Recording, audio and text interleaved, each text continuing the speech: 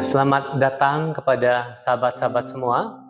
Pada hari ini di ibadah raya GPI Jakarta Minggu Paskah yang ketiga 2024. Marilah kita meneduhkan hati kita, menenangkan pikiran kita, dan biarlah pada Minggu Paskah yang ketiga ini Allah kembali menuntun kita dengan kuasa kebangkitannya yang memberikan kelegaan. Mazmur 4. Untuk pemimpin biduan dengan permainan kecapi, Mazmur Daud. Apabila aku berseru, jawablah aku, ya Allah, yang membenarkan aku. Di dalam kesesakan Engkau memberi kelegaan kepadaku. Kasihanilah aku dan dengarkanlah doaku. Hai orang-orang, berapa lama lagi kemuliaanku dinodai? Berapa lama lagi kamu mencintai yang sia-sia dan mencari kebohongan? Ketahuilah bahwa Tuhan telah memilih baginya seorang yang dikasihinya. Tuhan mendengarkan apabila aku berseru kepadanya. Biarlah kamu marah, tetapi jangan berbuat dosa. Berkata-katalah dalam hatimu di tempat tidurmu, tetapi tetaplah diam.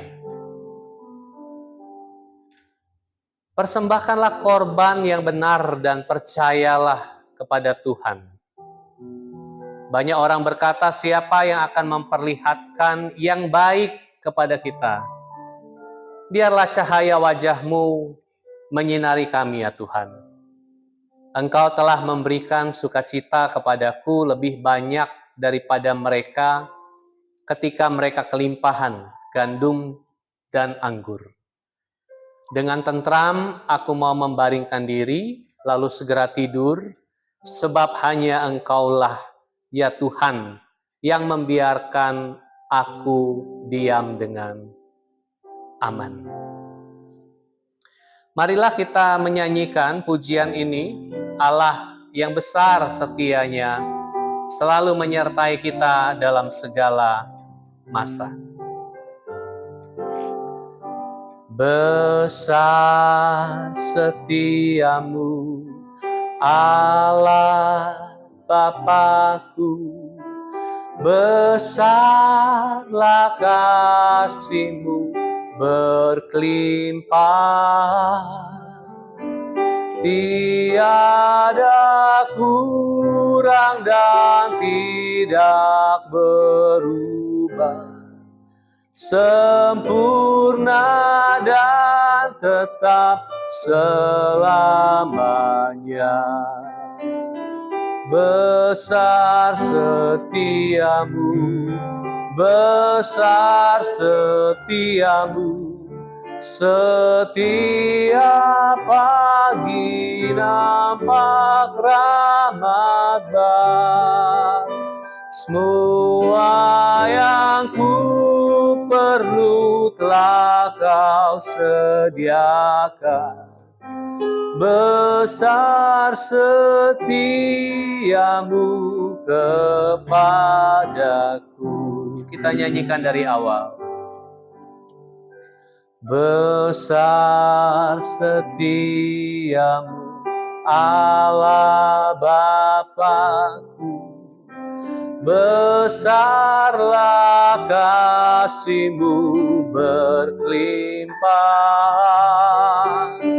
Tiada kurang dan tidak berubah, sempurna dan tetap selamanya.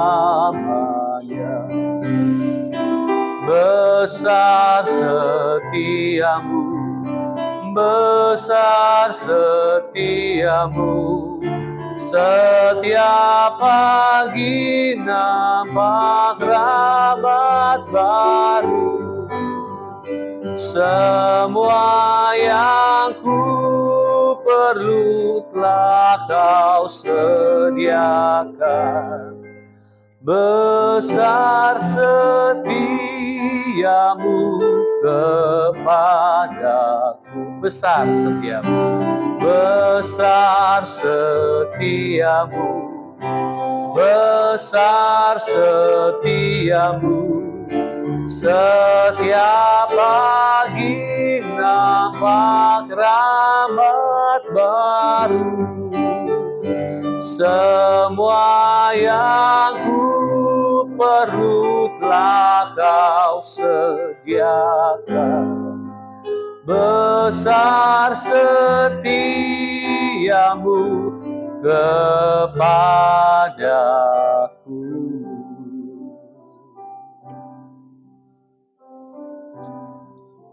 Biarlah kami kembali bersyukur kepadamu ya Allah, karena kasih setiamu yang besar atas kami. Di segala musim, di segala masa Engkau senantiasa menyertai kami. Di dalam kesesakan, di dalam penderitaan, di dalam kelegaan maupun di dalam kemenangan, Engkau pun bersama dengan kami. Terima kasih oleh rahmat-Mu dan anugerah-Mu, kami yang penuh dengan dosa ini diterima, diperbarui di dalam Engkau dan mengalami kuasa kebangkitan-Mu atas hidup kami. Kami bersyukur ya Allah, kami bersyukur. Dan biarlah kiranya pada hari ini kami merayakan kasih setiamu yang besar itu lewat kuasa kebangkitan-Mu yang bekerja di antara kami. Karena itulah kami memuji Engkau pada ibadah hari ini. Kiranya ibadah Minggu Paskah yang ketiga ini Engkau sertai. Demi Kristus, Yesus Tuhan, kami sudah berdoa. Amin. Kristus yang bangkit bagi kita semua, Dia adalah Raja segala raja yang akan memulihkan seluruh kehidupan dan semesta raya ini. Mari kita berdiri. Dia lahir untuk kami, Dia mati untuk kami.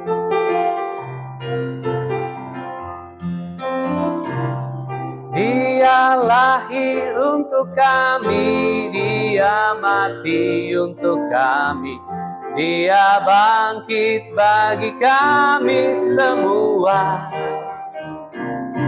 Dia itu Tuhan kami, Dia itu Allah kami, Dia Raja di atas segala raja. Dia firman Allah, Dia itu firman Allah yang turun ke bumi, yang jadi sama dengan manusia.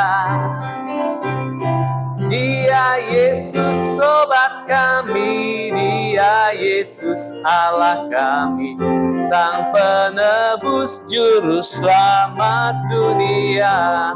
Kita ganti kata kami dengan kita, ya. Dia lahir untuk kita, bukan cuman kalangan sendiri. Dia lahir untuk kita, Dia mati untuk kita, Dia bangkit untuk kita semua. Dia lahir untuk kita, Dia mati untuk kita, Dia bangkit untuk kita semua. Dia itu Tuhan kita, Dia itu Allah kita, Dia Raja di atas segala raja. Dia itu firman Allah yang turun ke bumi, yang jadi sama dengan manusia. Dia Yesus sobat kita, Dia Yesus Allah kita, Sang penebus juru selamat dunia. Sang penebus, Sang penebus juru selamat dunia. Dia penebus kita, Sang penebus juru selamat dunia.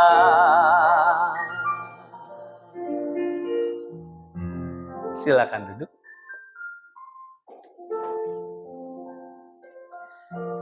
Kisah Para Rasul 3 ayat 12 sampai 19. Petrus melihat orang banyak itu lalu berkata, "Hai orang Israel, mengapa kamu heran tentang kejadian itu? Dan mengapa kamu menatap kami seolah-olah kami membuat orang ini berjalan karena kuasa atau kesalehan kami sendiri? Allah Abraham, Ishak, dan Yakub, Allah nenek moyang kita, telah memuliakan hambanya yaitu Yesus yang kamu serahkan dan tolak di depan Pilatus. Walaupun Pilatus berpendapat bahwa ia harus dilepaskan. Tetapi kamu telah menolak yang kudus dan benar, serta menghendaki seorang pembunuh sebagai hadiah. Demikianlah ia, pemimpin kepada hidup telah kamu bunuh, tetapi Allah telah membangkitkan dia dari antara orang mati, dan tentang hal itu kami adalah saksi. Dan karena kepercayaan dalam nama Yesus, maka nama itu telah menguatkan orang yang kamu lihat dan kamu kenal ini, dan kepercayaan itu telah memberi kesembuhan kepada orang ini di depan kamu semua. Hai saudara-saudara, aku tahu bahwa kamu telah berbuat demikian karena ketidaktahuan, sama seperti semua pemimpin kamu. Tetapi dengan jalan demikian, Allah telah menggenapi apa yang telah difirmankannya dahulu dengan perantaraan nabi-nabinya, yaitu bahwa Mesias yang diutusnya harus menderita. Karena itu, sadarlah dan bertobatlah, supaya dosamu dihapuskan. 1 Yohanes 3, ayat 1-7. Lihatlah betapa besarnya kasih yang dikaruniakan Bapa kepada kita, sehingga kita disebut anak-anak Allah. Dan memang kita adalah anak-anak Allah. Karena itu dunia tidak mengenal kita, sebab dunia tidak mengenal Dia. Saudara-saudaraku yang kekasih, sekarang kita adalah anak-anak Allah. Tetapi belum nyata apa keadaan kita kelak. Akan tetapi kita tahu bahwa apabila Kristus menyatakan dirinya, kita akan menjadi sama seperti Dia, sebab kita akan melihat Dia dalam keadaannya yang sebenarnya. Setiap orang yang menaruh pengharapan itu kepadanya, menyucikan diri sama seperti Dia yang adalah suci. Setiap orang yang berbuat dosa melanggar juga hukum Allah, sebab dosa adalah pelanggaran hukum Allah. Dan kamu tahu bahwa Ia telah menyatakan dirinya supaya Ia menghapus segala dosa, dan di dalam Dia tidak ada dosa. Karena itu setiap orang yang tetap berada di dalam Dia tidak berbuat dosa lagi. Setiap orang yang tetap berbuat dosa tidak melihat dan tidak mengenal Dia. Anak-anakku, janganlah membiarkan seorang pun menyesatkan kamu. Barang siapa yang berbuat kebenaran adalah benar, sama seperti Kristus adalah benar. Mari kita menyanyikan pujian ini, kita menyambut firman Tuhan. Jalan hidup kita, jalan hidup orang yang disertai Tuhan, terang benderang dituntun Dia.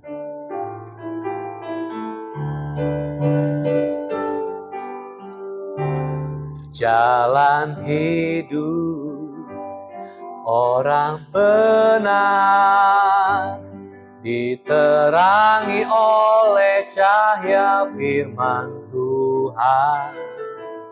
Jalan hidup orang benar semakin terang hingga rembang tengah hari. Apabila dia jatuh, tidaklah dibiarkan sampai tergeletak, sebab tangan Tuhan jua yang menopangnya dan membangunkan dia kembali. Jalan hidup orang benar, jalan hidup orang benar terangi oleh cahaya firman Tuhan. Jalan hidup orang benar semakin terang hingga rembang tengah hari. Apabila dia jatuh, tidaklah dibiarkan sampai tergeletak, sebab tangan Tuhan jua yang menopangnya dan membangunkan dia kembali. Sebab tangan Tuhan jua, sebab tangan Tuhan jua yang menopangnya dan membangunkan dia kembali. Mari berdoa. Ya Allah, kiranya Engkau menuntun kami, kiranya hati, pikiran, telinga, dan seluruh keberadaan kami terbuka bagi sabda-Mu. Biarlah kiranya hati dan pikiran kami dan perasaan kami juga diteduhkan. Dan kiranya Roh Kudus-Mu lah yang memimpin kami ke dalam seluruh kebenaran. Dan biarlah sabda-Mu terbuka bagi kami. Kami mengerti dan kami melakukannya. Kiranya Engkau menyertai hamba-Mu yang penuh kelemahan dan sangat terbatas ini. Biarlah Engkau memakainya untuk menyampaikan firman-Mu. Terpuji nama-Mu, kami sambut firman-Mu dengan ucapan syukur. Di dalam nama Tuhan Yesus Kristus. Amin. Saya akan membacakan bagian dari Lukas pasal 24. Saya akan membacakannya dari terjemahan baru 2 di Alkitab saya. Sementara mereka bercakap-cakap tentang hal-hal itu, Yesus tiba-tiba berdiri di tengah-tengah mereka dan berkata kepada mereka, "Damai sejahtera bagi kamu." Mereka terkejut dan takut dan menyangka bahwa mereka melihat hantu. Tetapi ia berkata kepada mereka, "Mengapa kamu terkejut? Dan apa sebabnya timbul keraguan-raguan di dalam hati kamu? Lihatlah tanganku dan kakiku, dan akulah sendirilah ini. Rabalah aku dan lihatlah, karena hantu tidak ada daging dan tulangnya, seperti yang kamu lihat ada padaku." Sambil berkata demikian, ia memperlihatkan tangan dan kakinya kepada mereka. Ketika mereka belum percaya karena girangnya dan masih heran, berkatalah ia kepada mereka, "Apakah kamu punya makanan di sini?" Lalu mereka memberikan kepadanya sepotong ikan bakar.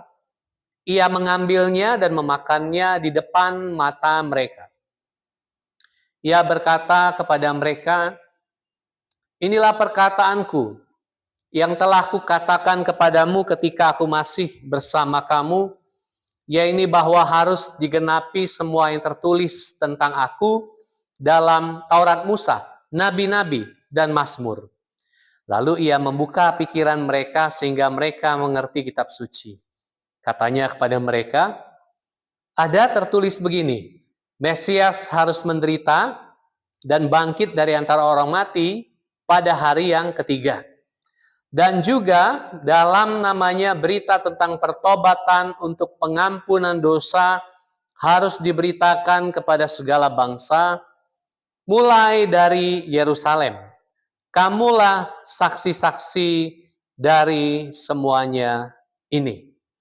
Demikian pembacaan firman Tuhan. Berbahagialah kita yang merenungkan dan menghidupinya dalam kehidupan kita. Beberapa waktu yang lalu, ada kejadian kecelakaan di tol yang cukup mengenaskan.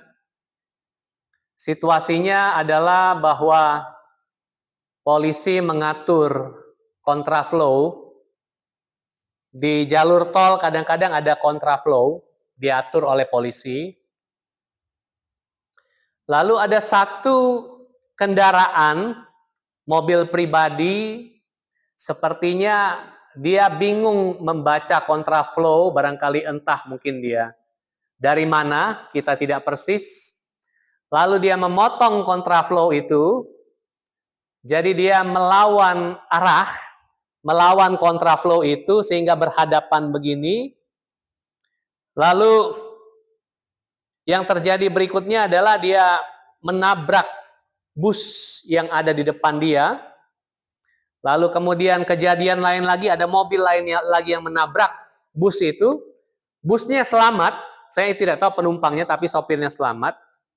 Tapi yang bersalah adalah mobil pribadi yang memulai melawan kontraflow itu, sehingga terjadi tabrakan yang beruntun, yang menyebabkan sekitar 13 orang meninggal dunia di tempat karena melawan kontraflow. Kesalahan satu orang, semua kena imbasnya.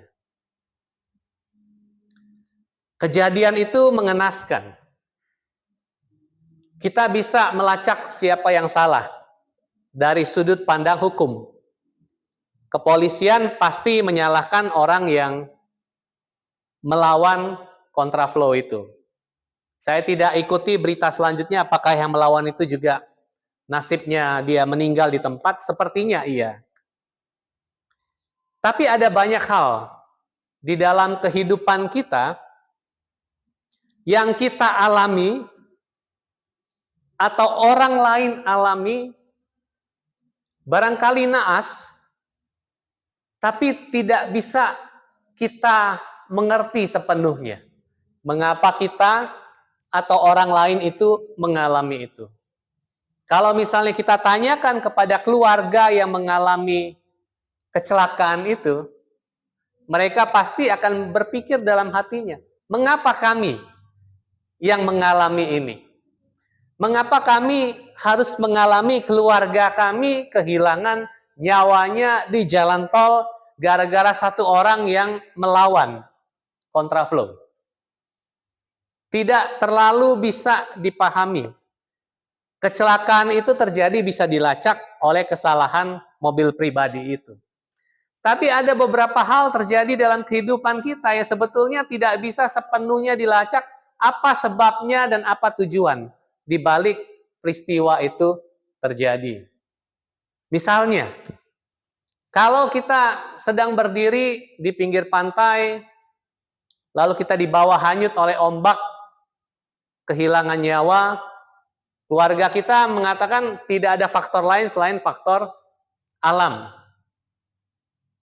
Bayangkan kalau Anda berdiri di saat Anda sedang bersantai di rumah Anda, entah kenapa ada pesawat terbang barangkali yang kehilangan kendali karena hukum termodinamika tidak berlaku lagi barangkali, karena mesin mati dan sebagainya, pesawat itu jatuh menabrak rumah Anda dan Anda kehilangan nyawa. Keluarga Anda akan tidak paham apa sebetulnya yang terjadi. Tidak mungkin sepenuhnya kesalahan pilot. Kadang-kadang ada faktor yang tidak diduga, pesawat itu terjatuh, barangkali bensinnya habis, barangkali mesinnya aus pada saat itu, dan seterusnya, dan sebagainya. Tapi sesungguhnya mengalami penderitaan, kesengsaraan, kesesakan, kadang-kadang kita tidak paham mengapa itu terjadi. Kalau kita percaya bahwa Allah itu baik, itu lebih problematik. Mengapa Allah yang baik mengizinkan persoalan ini, problem itu, kesulitan ini, penderitaan itu aku alami? Misalnya demikian. Pertanyaan itu akan menjadi semakin sulit. Maka melihat bahwa alam pun bisa mendatangkan sesuatu kepada kita, manusia pun bisa mendatangkan sesuatu kepada kita, membuat kita menderita ya dalam banyak hal. Maka seorang filsuf bernama Leibniz, seorang filsuf abad ke-18, menulis sebuah buku berjudul Theodicee ya. Buku yang klasik. Theodicee itu adalah semacam upaya filsafat rasional untuk mendamaikan pertengkaran-pertengkaran yang sulit diperdamaikan ini. Mengapa ini terjadi, mengapa itu terjadi. Leibniz hanya sampai kepada kesimpulan bahwa memang ya, ini adalah sebuah dunia yang paling mungkin diciptakan dari semua yang mungkin yang lain yang mungkin diciptakan. This is the best possible world that we have now. Dunia ini adalah satu-satunya dunia yang paling mungkin yang bisa kita hidupi pada hari ini secara realistis, ya seperti ini. Kira-kira Leibniz mau bilang begitu. Leibniz mau bilang, mau dunia macam apa lagi? Apakah dunia seperti Disneyland? Atau Disney? Tahu ya, dunia Disney atau dunia kartun ya, kartun movies, itu tidak ada yang mati. Betul kan? Tom and Jerry misalnya, Tom memenggal kepalanya Jerry, itu pasti tersambung lagi. Atau Jerry memutuskan ekornya Tom, itu pasti akan tersambung lagi. Atau dia terjatuh dari lantai 50, dia akan hidup lagi. Tidak ada kematian di sana, tidak ada luka, tidak ada penderitaan. Itu adalah dunia kartun. Itu adalah dunia Disney. Betul ya? Apakah kita mengharapkan dunia yang semacam itu barangkali? Leibniz barangkali mau mengatakan demikian. Tapi this is what we have now. Dunia kita yang kita miliki adalah dunia yang paling mungkin kita hidupi, ya dunia yang seperti ini. Dengan hukum gravitasinya. Kalau Anda tersandung dari lantai 50 jatuh ke bawah, sudah pasti mati. Kalau Anda dibawa ombak keras yang lebih keras dari usaha Anda untuk berenang, Anda pasti hanyut dan tenggelam. Kalau pesawat terbang kehabisan bahan bakarnya atau mesinnya tiba-tiba mati, dia akan jatuh ke bawah dan akan menyebabkan kita yang di dalamnya kemungkinan besar meninggal dunia. Kecuali mujizat terjadi. Ada 1-2 orang bisa selamat. Faktor X yang kita tidak pernah paham. Tapi itulah dunia ini yang sebetulnya tidak bisa sepenuhnya secara sempurna kita mengerti. Pernyataan Leibniz bisa kita kejar lagi. Iya kan? Kalau ini adalah dunia yang paling mungkin, apakah Leibniz pernah berada di dunia lain? Tidak pernah. Secara rasional dia hanya memikirkan bahwa this is the possible world.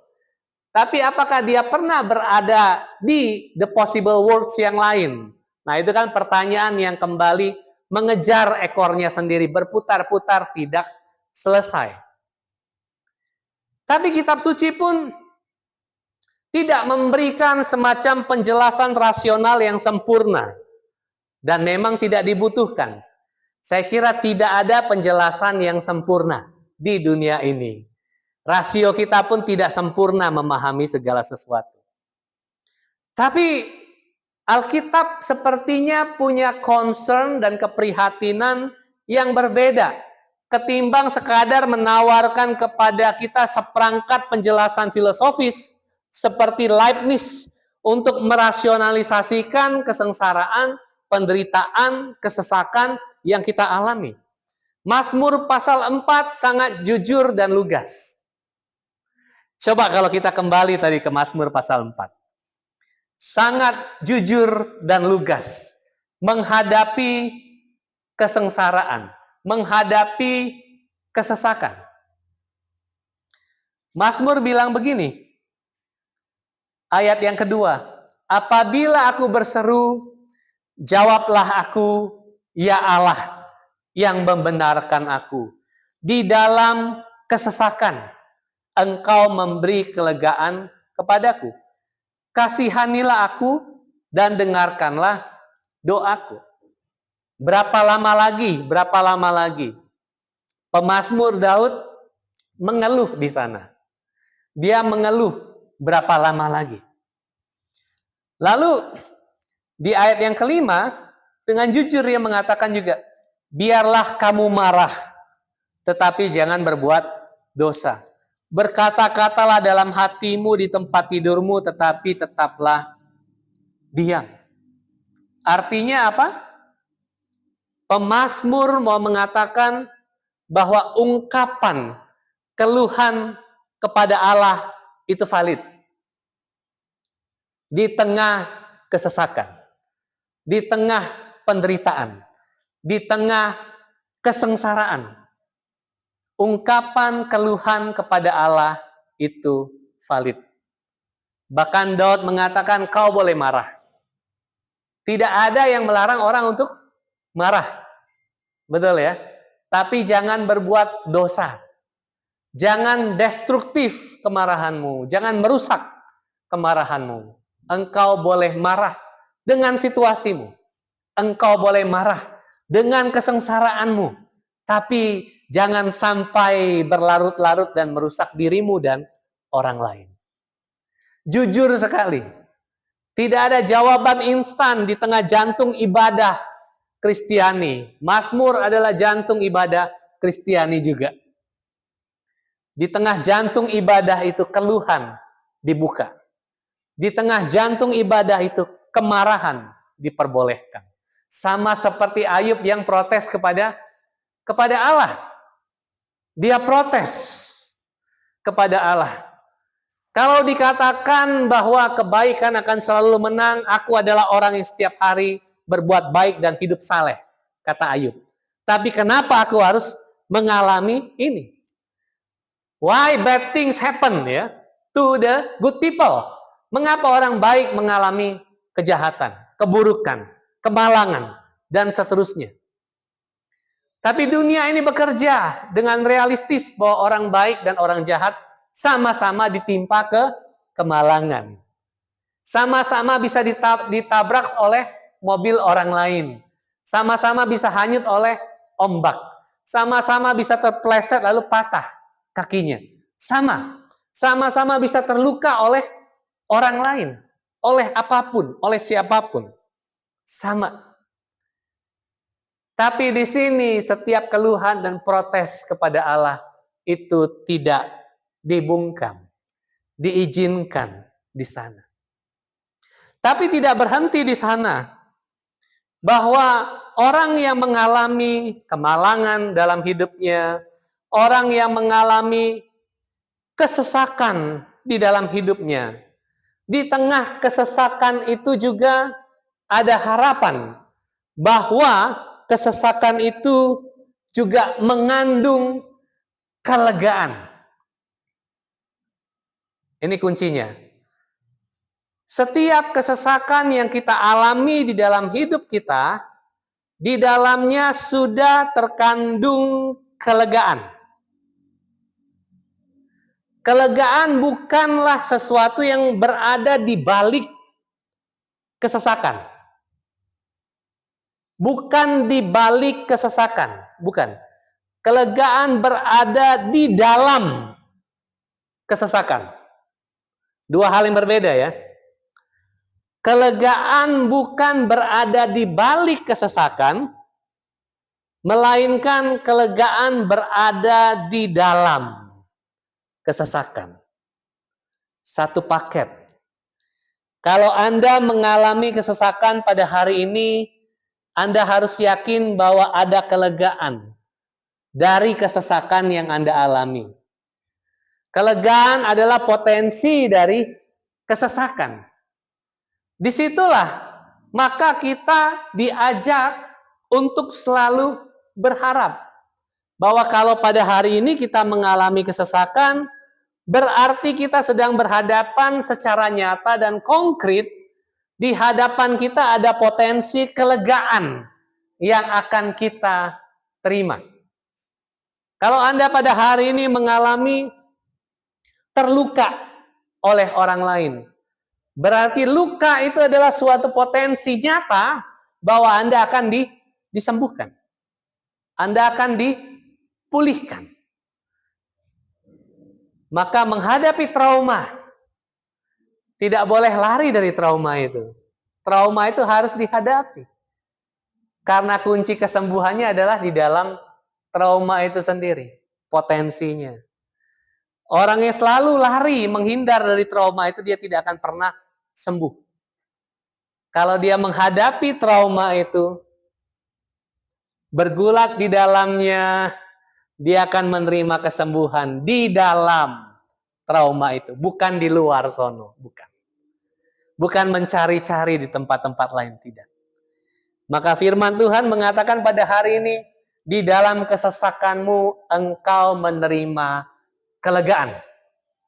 Maka Kisah Para Rasul, pasal yang ketiga, menjelaskan atau mendeskripsikan di sana seorang yang sudah lumpuh bertahun-tahun, yang berdiri di depan pintu gerbang Bait Allah.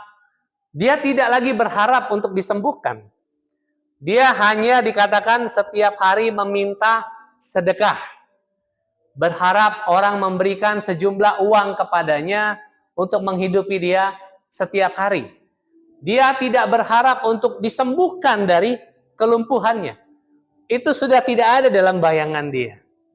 Dia tidak melihat bahwa potensi kesembuhan terdapat di dalam apa yang dia hadapi, yaitu sakitnya itu.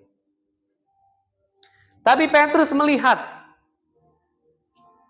bahwa orang ini membutuhkan lebih daripada sekadar 1 duit, 2 duit per hari untuk penghidupannya, tidak. Maka Petrus berkata dalam nama Yesus, berjalanlah, dan orang itu berjalan. Dia menjadi sembuh. Dia menerima kelegaannya. Kalau pakai istilah tadi, ayat 20 ya, agar Tuhan mendatangkan waktu kelegaan dan mengutus Yesus yang ditetapkan bagimu sebagai Kristus. Dia yang bertahun-tahun mengalami kesesakan. Tapi ketika Petrus mengatakan dalam nama Yesus, dia tahu di dalam kesesakan itu dia menerima kelegaannya. Dia menerima kesembuhannya.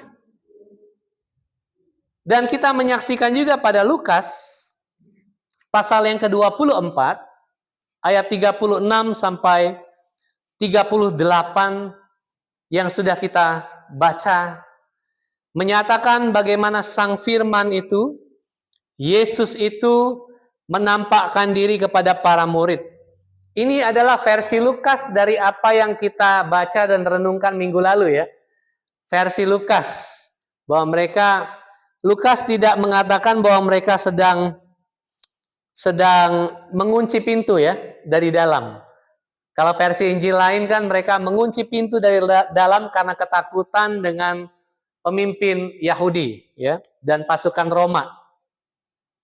Tapi di sini tidak digambarkan demikian. Tapi Yesus menunjukkan kepada para murid bahwa inilah tubuhku, tubuh yang mengalami trauma itu ya, yang mengalami kekerasan itu, inilah tubuhku. Aku sudah bangkit. Peganglah tubuhku yang sudah mengalami trauma itu. Peganglah tubuhku yang sudah mengalami kekerasan dan kesakitan itu. Ada nodanya, ada lukanya, tapi aku sudah bangkit. Dan itulah kuasa kebangkitan yang bekerja di antara kita. Kalau kita mengalami kesesakan, kita tidak dijanjikan penjelasan rasional yang sempurna. Tidak. Tapi kalau Anda dan saya mengalami kesesakan, Anda dan saya bukan sekadar dijanjikan. Anda dan saya menemukan kelegaan di dalam kesesakan itu. Dan tubuh Kristus yang tersalib traumatik itu, dia menunjukkan bahwa itu adalah tubuh yang sembuh, tubuh yang bangkit. Tapi Alkitab punya concern lain. Bukan sekadar penjelasan rasional atas penderitaan dan kesengsaraan. Tapi kitab suci mau mengatakan kepada kita, kalau Anda mengalami kesesakan pada hari ini yang tidak mampu Anda rasionalisasi dengan otak Anda yang kecil, berdoalah, mengeluhlah kepada Allah. Kalau kita kan kebanyakan mengeluh kepada orang lain begitu ya. Mengalami situasi-situasi tidak mengenakan, kita sedikit-sedikit mengeluh kepada orang lain. Tapi seperti pemazmur tadi, kita diundang, kalau Anda mengalami itu, Anda bisa mengeluh kepada Allah. Protes kepada Allah, yang katanya baik, kenapa aku mengalami ini? Anda bisa berdoa di dalam protes Anda kepada Allah. Dan yang kedua, kitab suci punya keprihatinan atau punya concern atau punya fokus bahwa kala kita mengalami kesesakan dan lain sebagainya, ada baiknya kita memeriksa batin kita, eksaminasi, memeriksa diri kita, memeriksa batin kita. Kadang-kadang orang enggan untuk memeriksa diri dan batinnya kala dia mengalami kesesakan di dalam hidupnya. Dia hanya berpikir bagaimana sembuh dengan cepat, sembuh dengan instan. Masalahku beres pada hari ini seketika. Tapi ternyata tidak juga harus demikian, tidak. Barangkali dalam setiap hal yang kita hadapi, kesesakan dan penderitaan, kita perlu memberi waktu dan momen kepada diri kita sendiri untuk memeriksa batin dan seluruh kehidupan kita. Karena sengsara dan derita itu kadang-kadang memberikan semacam pause, semacam jeda istirahat kepada kita. Berhenti sejenak, mengambil jarak sejenak dengan realitas, lalu di situ kita terbuka kepada diri kita sendiri. Dan itu selalu terjadi secara alami, natural. Kalau Anda dihantam masalah, dihantam sesuatu, Anda kemudian memberi jarak, dan Anda secara transparan men-screening diri Anda sendiri. Memeriksa batin Anda sendiri. Maka pengakuan menjadi penting. Minggu lalu ya, secara khusus pengakuan dosa. Tapi bukan rasionalisasi bahwa setiap kesesakan, kesengsaraan, dan penderitaan itu adalah karena aku berdosa. Bukan itu. Itu penjelasan yang sangat backward ya, sangat terbelakang sebetulnya. Itu adalah penjelasan yang tidak terlalu memadai. Bukan itu. Tapi kadang-kadang kita perlu memeriksa batin kita. Kadang-kadang kita mengalami sesuatu, apakah aku berdosa? Kalau tidak, kita periksa batin kita. Barangkali ada hal-hal yang perlu aku renungkan, menyangkut peristiwa yang aku alami. Kadang-kadang kita juga perlu memeriksa batin kita untuk memikirkan, apakah aku sudah berdosa terhadap orang lain, yang menyebabkan dia mengalami kemalangan, yang menyebabkan dia mengalami penderitaan dan kesengsaraan. Memeriksa diri, memeriksa batin menjadi latihan yang penting kala kita juga mengalami kesesakan dan penderitaan. Karena itu hal yang secara siklus menjadi alami, menjadi natural. Kala kita mengalami itu ada kesempatan kita pause dan men-screening diri kita. Tapi apapun yang kita alami pada hari ini, kita diminta untuk berpengharapan. Tadi teks kita ya, 1 Yohanes pasal yang ketiga tadi, bahwa kesesakan yang kita alami itu di dalamnya mengandung pengharapan yang mendatangkan kelegaan. Ayat yang kedua ya, saudara-saudara yang terkasih, sekarang kita adalah anak-anak Allah, tetapi keadaan kita kelak belum dinyatakan, namun kita tahu bahwa apabila Kristus dinyatakan, kita akan menjadi sama seperti Dia, sebab kita akan melihat Dia dalam keadaannya yang sebenarnya. Setiap orang yang menaruh pengharapan itu kepadanya, menyucikan diri sama seperti Dia adalah suci. Apa yang Anda dan saya alami pada hari ini mengandung pengharapan bahwa keadaan akan baik seutuh-utuhnya. Ini pengharapan Kristiani secara menyeluruh ya, mencakup masa kini dan masa depan. Tapi pada realita kenyataan pada hari ini, di dalam setiap kesesakan sudah mengandung kelegaan. Kita hanya diminta percaya, berharap bahwa ini tidak berhenti di sini. Kita sedang menuju kepada langkah yang lebih baik. Tuhan memimpin setiap kita. Dan periksalah diri kita. Periksalah batin kita supaya kita terbuka untuk melihat dan mendengar tuntunan Allah, kehendak Allah bagi setiap kita masing-masing. Karena kita adalah anak-anak Allah. 1 Yohanes pasal yang ketiga tadi. Kita semua adalah anak-anak Allah. Jangan takut menghadapi kesesakan, penderitaan. Jalanilah di dalam pengharapan. Cakupan kita, rasio kita terbatas, tapi pengharapan kita bisa melangkah, melihat sampai pada akhir. Karena Dia adalah Allah yang di akhir dan di awal. Alfa dan Omega. Hanya dengan pengharapan. Rasio kita tidak sempurna, tapi rasio kita membantu kita juga untuk berharap lebih baik. Berharaplah di tengah situasi kehidupan kita. Kita semua adalah anak-anak Allah. Dan Dia adalah Bapa bagi kita semua. Amin. Mari berdoa. Terima kasih ya Allah buat pada hari ini renungan kami. Biarlah kiranya Engkau memberikan kepekaan kepada kami untuk mengerti kehendak-Mu.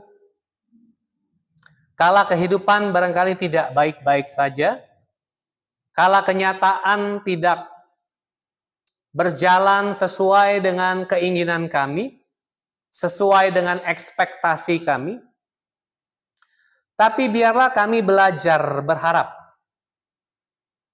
Pengharapan Kristiani yang teguh di dalam Engkau sebagai Allah yang berada di segala waktu, masa depan, masa kini, dan masa lalu. Engkau adalah Allah yang berada di segala masa.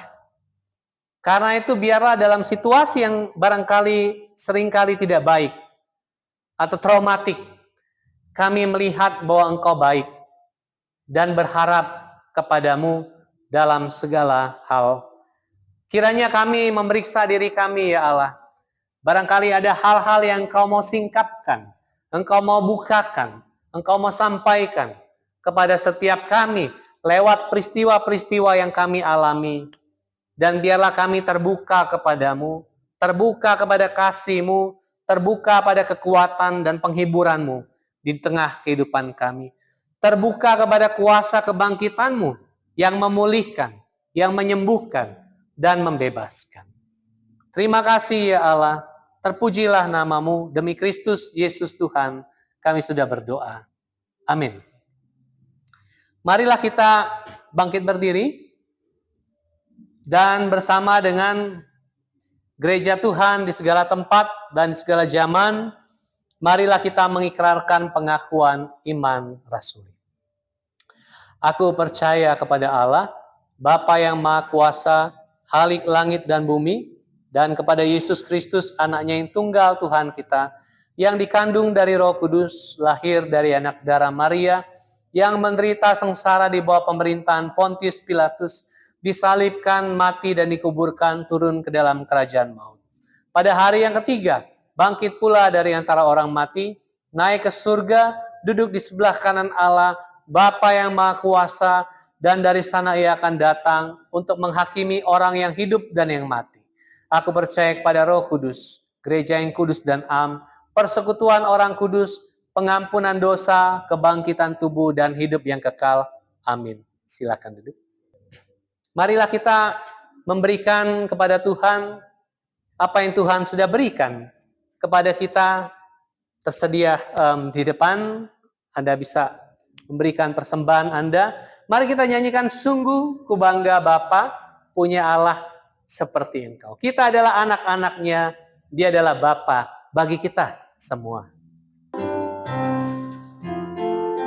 Sungguh ku bangga Bapa, punya Allah seperti Engkau. Sungguh ku bangga Yesus atas segala pengorbanan. Tak ingin aku hidup lepas dari kasih-Mu, Kasih-Mu menyelamatkan dan beriku pengharapan. Kini ku persembahkan apa yang aku miliki. Memang tiada berarti bila dibanding dengan kasih-Mu. Namun ku ingin memberi dengan sukacita di hati, karena ku tahu ini menyenangkan hati-Mu. Sungguh ku bangga Bapa, punya Allah seperti Engkau. Sungguh ku bangga Yesus atas segala pengorbanan-Mu. Tak ingin aku hidup lepas dari kasih-Mu. Kasih-Mu menyelamatkan dan beriku pengharapan. Kini ku persembahkan apa yang aku miliki. Memang tiada berarti bila dibanding dengan kasih-Mu. Namun ku ingin memberi dengan sukacita di hati, karena ku tahu ini menyenangkan hati-Mu. Karena ku tahu ini menyenangkan hati-Mu. Mari berdoa. Terima kasih ya Allah, karena pemberian diri-Mu bagi hidup kami, sehingga hidup kami dimampukan untuk memberi, dimampukan untuk hidup bukan hanya bagi diri kami sendiri, tapi bagi orang lain, bagi dunia ini. Karena itulah pada hari ini Tuhan, kiranya Engkau kembali mendengar doa-doa kami. Kami berdoa buat Sinode GPI, biarlah Tuhan terus menyertai dengan hikmat. Biarlah Sinode ini terus berkembang, memberitakan Injil Kerajaan Allah dan juga gereja-gereja yang tergabung di dalamnya. Biarlah Tuhan menyertai. Biarlah gereja yang sangat kecil ini juga Tuhan tuntun langkah-langkah kecilnya untuk dengan iman dan pengharapan melihat di tengah situasi ini bahwa kerajaan Allah tidak bisa diciutkan. Kerajaan Allah terus berkembang. Dan biarlah kiranya dia berkembang juga melalui gereja yang kecil ini. Kami berdoa juga buat rumah singgah. Biarlah kiranya Tuhan dalam segala kesederhanaan Engkau memakai rumah singgah ini untuk orang-orang yang barangkali mengalami situasi sulit, kekerasan, penolakan di rumahnya, penolakan di tengah masyarakat atau butuh tempat tinggal sementara. Kiranya Tuhan memakai rumah singgah ini menjadi alat sambutan yang sederhana dari rahmat Allah. Kiranya Tuhan juga memberkati setiap penghuninya. Biarlah setiap komunikasi yang terjalin, biarlah terjalin dalam kasih. Kami juga berdoa biarlah Tuhan menolong kami yang barangkali sedang bergumul dengan persoalan kehidupan kami, atau masalah-masalah pribadi kami, atau kami yang sedang memerlukan pekerjaan, atau kami yang sedang membutuhkan kekuatan Tuhan di dalam menanggung apa yang harus kami tanggung, atau barangkali ada yang kami sedang cemas dengan apa yang harus kami jalani pada hari esok. Tuhan, kiranya damai-Mu beserta dengan kami. Tuhan, kiranya kami yang menghadapi situasi-situasi traumatik, Tuhan, kiranya pemulihan dari Allah menyertai setiap langkah-langkah kami bergumul dan merengkuh pengalaman-pengalaman traumatik kami. Biarlah di dalamnya kami menemukan pembebasan. biarlah di dalamnya kami menemukan pemulihan. Terima kasih ya Allah, kami tahu Engkau juga mendengar doa-doa kami pribadi, keluhan-keluhan kami yang barangkali tidak selalu utuh kami ucapkan dengan kata-kata. Tapi kami tahu Engkau Allah yang tidak menolak setiap keluhan dan protes kami kala situasi menyesakkan. Biarlah kiranya Tuhan, kami yang perlu penghiburan, Tuhan kiranya memberikan penghiburan. Kiranya Tuhan menyertai kami. Kiranya setiap harapan-harapan baik, kiranya Engkau mendengar dan menjawabnya. Dan kiranya itu pula terjadi di dalam kehidupan kami. Terima kasih ya Allah. Ini doa kami yang kami sampaikan kepada Engkau. Kiranya Engkau berkenan menjawabnya. Dan kami juga mengalaskan doa kami sebagaimana yang diajarkan oleh Tuhan Yesus Kristus untuk kami berdoa. Bapa kami yang di surga, dikuduskanlah namamu, datanglah kerajaan-Mu, jadilah kehendak-Mu di bumi seperti di surga. Berikanlah kami pada hari ini makanan kami yang secukupnya, dan ampunilah kami akan kesalahan kami, seperti kami juga mengampuni orang yang bersalah kepada kami. Dan janganlah membawa kami ke dalam pencobaan, tetapi lepaskanlah kami daripada yang jahat, karena Engkau yang punya kerajaan, dan kuasa, dan kemuliaan, sampai selama-lamanya. Amin. Marilah kita bangkit berdiri, kita nyanyikan pujian ini, kasih Allah melingkupi saya.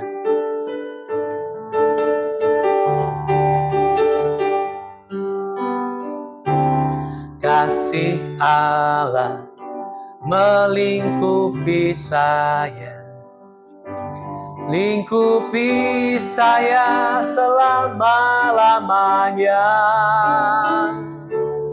Dalam kasih-Nya ku tak takut jua, sebab Allah selalu sanggup tolong saya. Kasih Allah, kasih Allah melingkupi saya, lingkupi saya selama-lamanya. Dalam kasih-Nya ku tak takut jua, sebab Allah selalu sanggup tolong saya.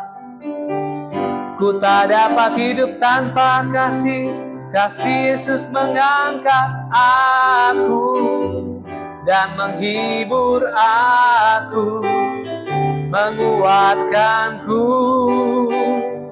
Ku tak dapat hidup tanpa kasih, kasih Yesus mengangkat aku.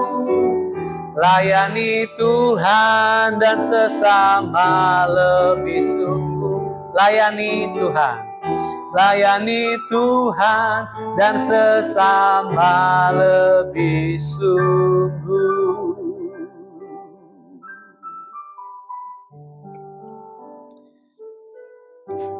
Mari sahabat-sahabat yang dicintai oleh Allah, kembalilah ke tengah kehidupanmu. Hadapilah hidupmu dengan tidak takut, tapi dengan berani. Hadapilah setiap masalah, kesesakan, kesengsaraan, kecemasanmu, atau situasi-situasi traumamu. Hadapilah itu dengan penuh dengan pengharapan, bukan dengan ketakutan, bukan dengan keputusasaan, tapi hadapilah semua situasi kehidupanmu dengan pengharapan, karena engkau tahu bahwa di dalam setiap kesesakan sudah terdapat kelegaan. Hadapilah bukan menghadapinya sendirian, hadapilah bersama dengan tubuh yang sudah terluka, tubuh yang sudah terbentur, tubuh yang traumatik, tubuh Kristus yang sudah bangkit itu, yang bersama dengan kita, dengan cintanya dan dengan kekuatannya menyertai kita dalam setiap situasi kita. Karena itu terimalah berkat dari Allah Bapa, kasih sayang dari Tuhan kita Yesus Kristus, dan persekutuan dengan Roh Kudus tinggal beserta kita mulai pada hari ini sampai pada kesudahannya. Demi Kristus kita sudah berdoa. Amin.